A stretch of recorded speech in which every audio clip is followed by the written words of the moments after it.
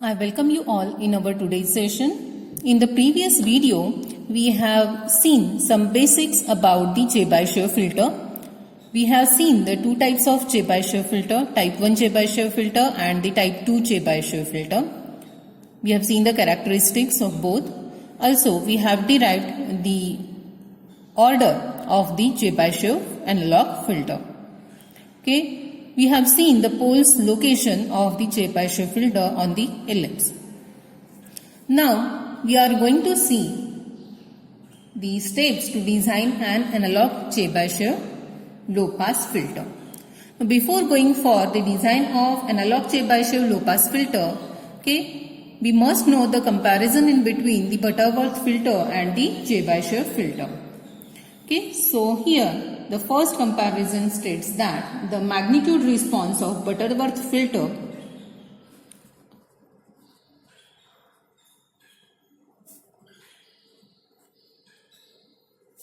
the Butterworth filter it decreases monotonically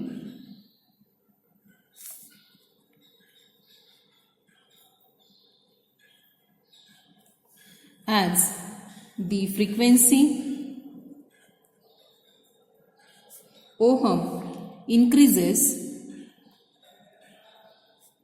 from 0 to infinity.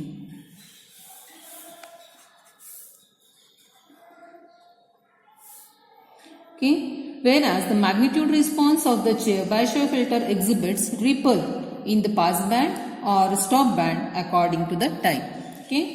So what it states is the magnitude response of the Butterworth filter, it decreases monotonically as the frequency ohm increases from 0 to infinity. Whereas the magnitude response of the Chebyshev filter exhibits ripples in the passband or stop band according to the type of the filter. For type 1 filter, it exhibits ripples in the passband, while type 2 filter, it exhibits the ripples in the stop band. The transition band is more in case of Butterworth filter as compared to the Chebyshev filter. The poles of the Butterworth filter lie on the circle, whereas the poles of the Chebyshev filter lie on the ellipse. That we have seen in our earlier videos. Again, for some specifications, the number of poles in the Butterworth filter are more when compared to the Chebyshev filter. That is, the order of the Chebyshev filter is less than that of the Butterworth filter. So this is the greatest advantage of the Chebyshev filter because the less number of discrete components will be necessary to construct the filter. Now we are going to see the steps to design an analog Chebyshev low-pass filter. So what are those steps?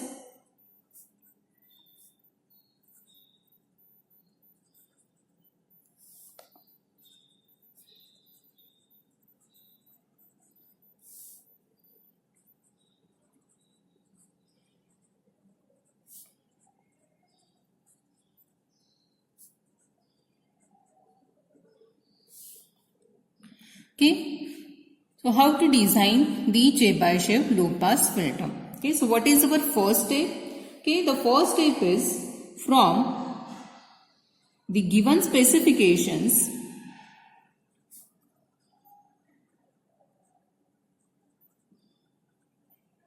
we have to find the order of the filter.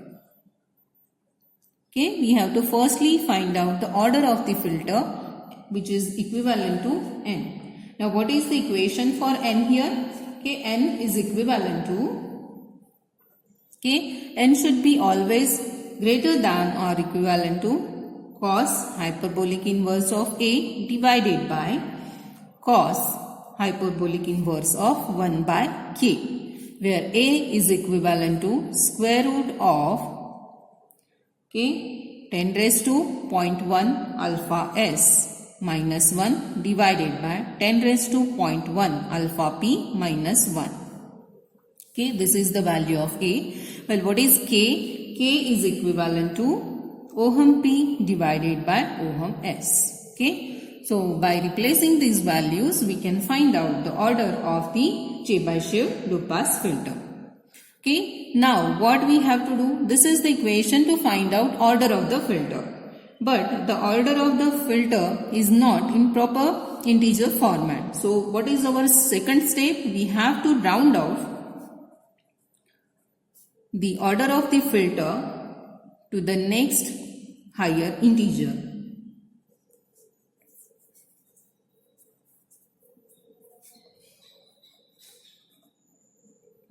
Okay. Now what is our third step? Next step.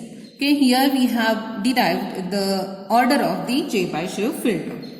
Okay, now using the formulas of A and B, okay, which are the minor and major of the minor and major axis of the ellipse respectively. Okay, we have to find out the values of A and B. Okay, so these values we have derived in our earlier video. You can take the reference of that video. Okay, so what is the value of A? It is ohm P into mu raised to 1 by n minus mu raised to minus 1 by n divided by 2. So what is B? B is equivalent to ohm P into mu raised to 1 by n plus mu raised to minus 1 by n divided by 2.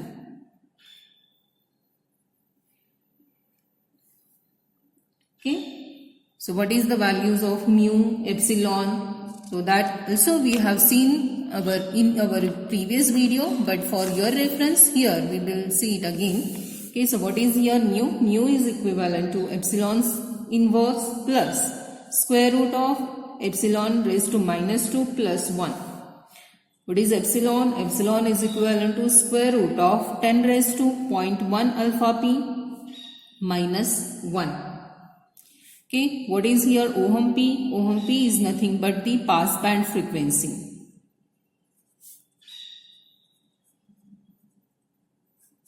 Okay, and what is alpha P here? Alpha P is nothing but the maximum allowable attenuation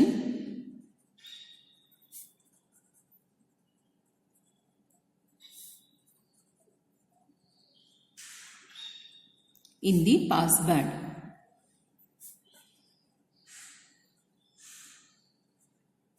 Okay, so here for normalized Chebyshev filter, here ohm P is equivalent to 1 radian per second. Okay, now what is our next step? Okay, so this step calculates the values of A and B. Okay, now what is our next step? We have to calculate the poles of the Chebyshev filter. Okay, which lie on the ellipse. Okay, so what is the formula to find out the poles here? It is Sk is equivalent to A cos phi k plus JB sin phi k. Okay, using this equation we can find out the values of Sk. Okay, because A and B values we have find it earlier. Okay, so what is phi k here? Phi k is equivalent to pi by 2 plus 2k minus 1 divided by 2n into pi, where k varies from 1 to up to n. Okay, so this is our fourth step where we have derived the poles of the Chebyshev filter which lies on the ellipse. Okay, now what is our fifth step? Here we have to find out the denominator polynomial of the transfer function using the poles. Okay. So we have to find the denominator polynomial of the transfer function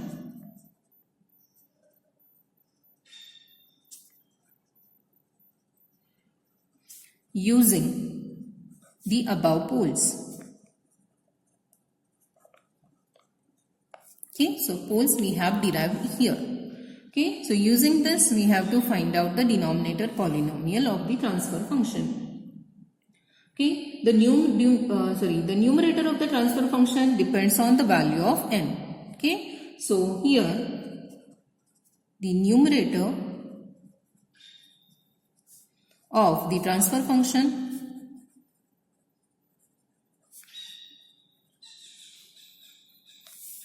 it depends on the value of n. Okay, so how to find out it? Okay, for odd values of n and for even values of n, there are different methods. We will see for n odd, we have to substitute s is equal to 0 in the denominator polynomial.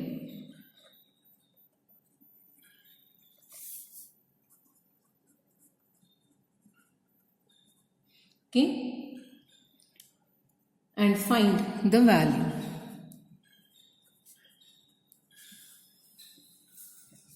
Okay, this value is equal to the numerator of the transfer function. Okay, so what we have to do? We have to substitute s is equal to 0 in the denominator polynomial, and whatever is the value, it is nothing but, okay, this is the value of the numerator of the transfer function. Okay, this is the case when n is odd. Now what about when n is even? Okay, so for n even, okay, what we have to do? We have to substitute s is equivalent to 0 in the denominator polynomial.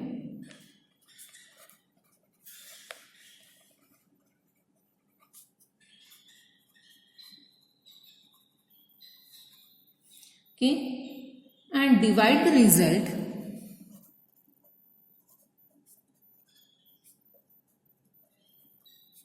by the term square root of 1 plus epsilon square. Okay, so this value is equal to numerator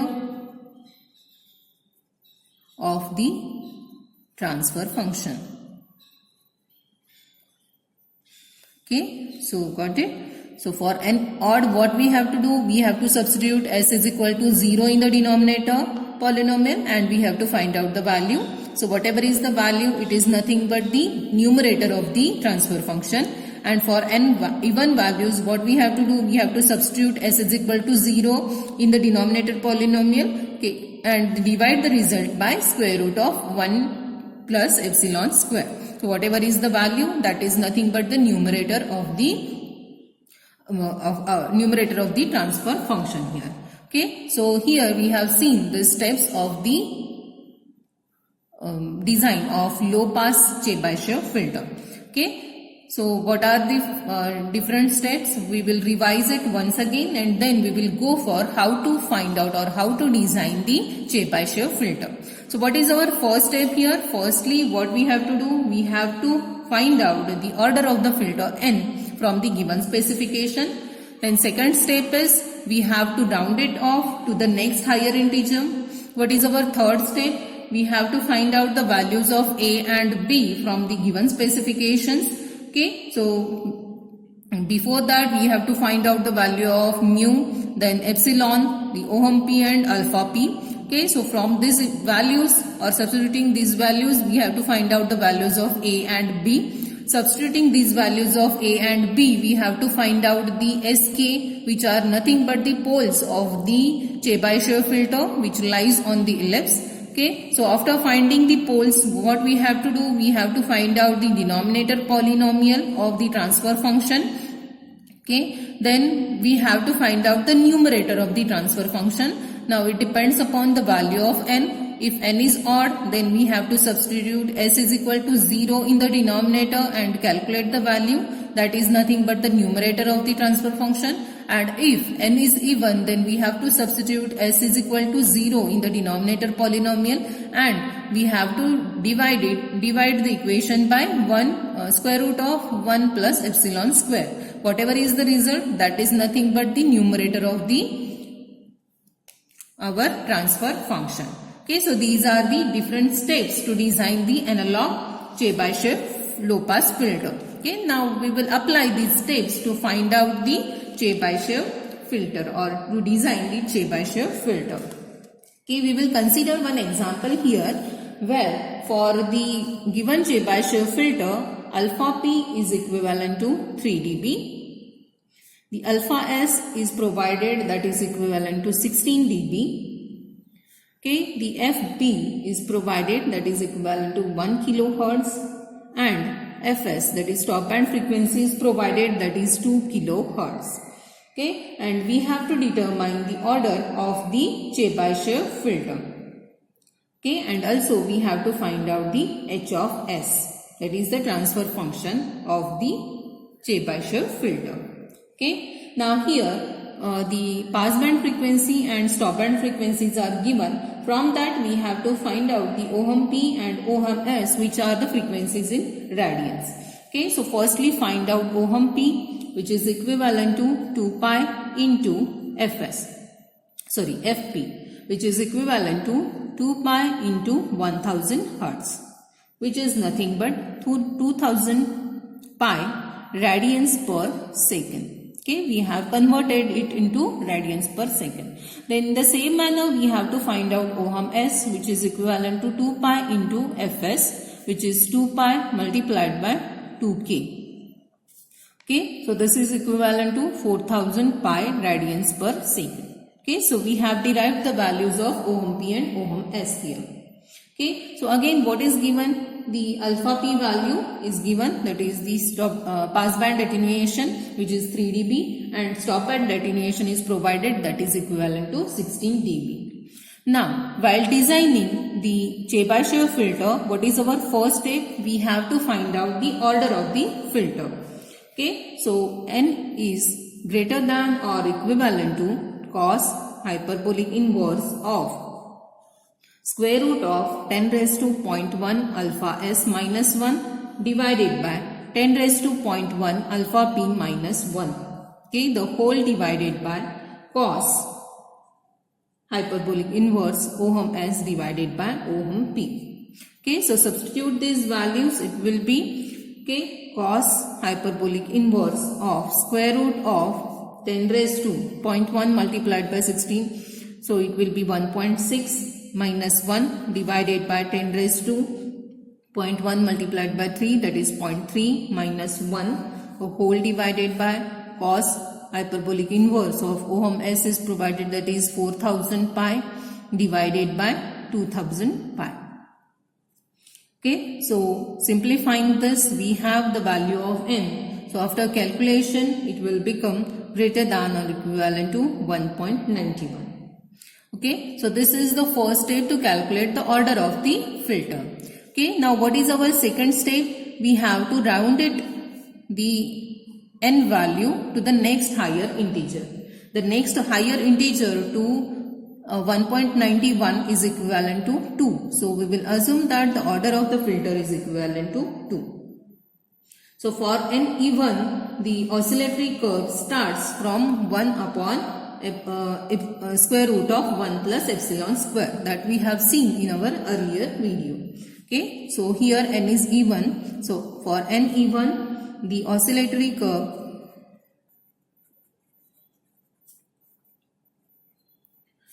starts from 1 divided by square root of 1 plus epsilon square. Okay, and for N odd it will start from 1. Okay, now what is our step 3? The step 3 is we have to find out the values of A and B. Okay, so before going to find out the values of A and B, we have to find out some other values, that is epsilon, mu. Okay, so what is the equation for epsilon? It is 10 raised to 0.1 into alpha P minus 1 raised to 1/2. Okay, substitute these values. So what we have? We have epsilon is equivalent to 10 raised to 0.3 minus 1 raised to 1/2, which is equal to 1. So epsilon is equivalent to 1 in our case. Okay, then we have to find out the value of mu also. So what is the equation for mu? Mu is equivalent to epsilon raised to minus 1 plus square root of 1 plus epsilon raised to minus 2. Okay, now we have derived the value of epsilon, which is equal to 1. Substitute these values and find out mu, which is equal to 1 raised to minus 1 plus square root of 1 plus 1 raised to minus 2. Okay, so after solving this, we have it is equivalent to 2.414. That is our mu value. Now substitute these values of epsilon and mu in our equation of A and B.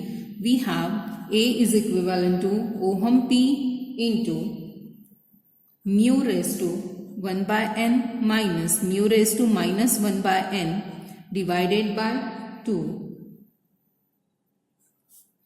Okay, so substitute these values. Our ohm P is equivalent to 2000 pi into mu value is 2.414 raised to 1 divided by 2 minus 2.414 raised to minus 1 half divided by 2. Okay, so after solving this, we have the value of A is equal to 910 pi. In the same way, we can find out the value of B, which is equivalent to ohm P multiplied by mu raised to 1 by n plus mu raised to minus 1 by n divided by 2. So it is equivalent to 4000 pi into 2.414 raised to 1 half plus 2.414 raised to minus 1 half, the whole divided by 2 here. Okay, so B value is equivalent to 2197 pi. Okay, so here we have derived our values of A and B. Now what is our next step? Step 4 is nothing but we have to find out poles, okay, of the filter. Okay, so for that we have to find out SK. SK is equal to A cos phi k plus JB sin of phi k. Okay, now to find out SK, we have to firstly find out phi k. So phi k is equivalent to pi by 2 plus 2k minus 1 into pi divided by 2n. For k varies from 1 to n. So here our n value is 2. So k varies from 1 and 2. Okay, so there are two values of phi. It is phi 1 and phi 2. What is phi 1 here? Phi 1 is pi by 2 plus k value is 1 here. So 2 minus 1 into pi divided by 4. Okay, so it will be pi by 4. And this value is equivalent to 135 degree. Okay, in the same manner find out phi by 2. It is pi by 2 plus 3 pi by 4, which is equivalent to 225 degree. Okay, substituting these values of S1 and S2 in our equation, we have the SK values. So what is SK here? S1 is equivalent to A cos of phi 1 plus J B of sin phi 1. Okay, which is equivalent to minus 643.46 pi plus J 1554 pi. Okay, this is our S1.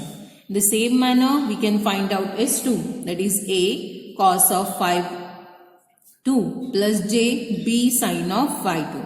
So just we have to replace the values of phi 2 here and we have to find out the equation for S2, which is equivalent to minus 643.46 pi minus J 1554 pi. Okay, so this is, these are the values of poles, or these are the poles S1 and S2 for the Chebyshev filter. Okay, now what is our next step? Step 5 is nothing but to find out the denominator of the transfer function.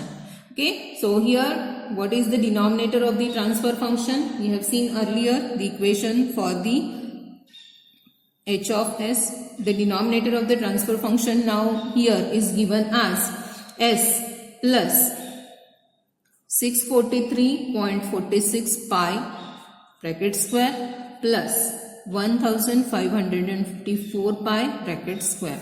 Okay, so after solving this, we will get the h of s. This is nothing but the h of s. And we have to now find out the numerator. So this is the step 6. Okay, this is the denominator.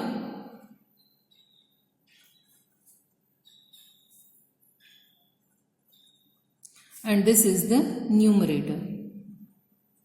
Okay, how to find out numerator? As n is even here, what we have to do? We have to find out or we have to substitute the values of s or we have to find out the value of s is equal to 0 in the equation of denominator, and we have to divide it by square root of 1 plus epsilon square. Okay, so substitute s is equal to 0 in the above equation. So h of s will be equivalent to 643.46 pi square plus, here s is equal to 0, 1554 pi bracket square. Okay, and we have to divide it by 1 plus epsilon square. So epsilon square value is equivalent to 1 here. Okay, so we have seen it earlier that epsilon value is equal to 1. Okay, so h of s now becomes equivalent to 1414.38 of bracket square pi square. Okay, this is the numerator. Okay, now what is the transfer function? By replacing these values of numerator and denominator in the equation of transfer function, h of s is equivalent to now, okay, 1414 in 0.38 bracket square pi square divided by, what is our denominator? It is s plus 643.46 pi of bracket square plus 1554 pi of bracket square. Okay, so this is the transfer function of the Chebyshev filter for the given specifications. Okay, so here in this video we have seen the comparison in between the Butterworth filter and the Chebyshev filter. Also we have seen the steps to design the low pass analog Chebyshev filter, and also we have seen one example to solve or to find out the design of the Chebyshev filter. I hope this session will be helpful for you for your further studies. Okay, in our next video we are going to see some other parameters related to the infinite impulse response filters. Okay, in that video we are going to see the frequency transformation in the analog domain. Okay, and also we are going to see how to design the high pass, band pass and band stop filters. Okay, so let's hope this video is helpful for you, and it is a request to you to watch the next video for more understanding. Thank you.